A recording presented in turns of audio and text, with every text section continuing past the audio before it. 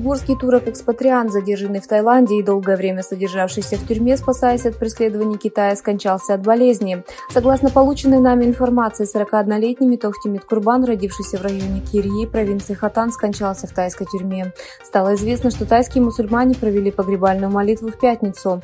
По словам людей, знакомых с состоянием здоровья, Митохтимит Курбан долгое время страдал расстройством желудка, но так и не получил адекватного лечения и лекарств. Есть опасения по поводу судьбы 54 уйгуров, содержащихся в настоящее время в тайских тюрьмах. Политика ассимиляции Китая продолжается. Известный лингвист, профессор Арслан Абдулла, посвятивший жизнь уйгурскому тюркскому языку, был приговорен к 18 годам лишения свободы.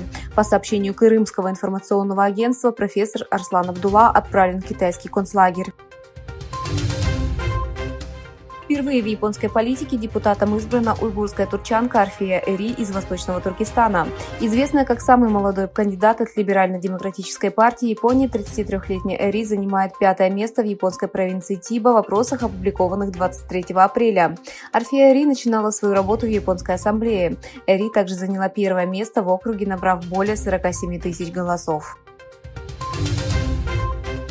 В третий день праздника Ураза-Байрам Международный союз НПО Восточного Туркестана провел мероприятие для жителей Восточного Туркестана в зале османских бракосочетаний, расположенном в районе Кючук-Чекмендже в Стамбуле, с участием министра внутренних дел Сулеймана Сойлу.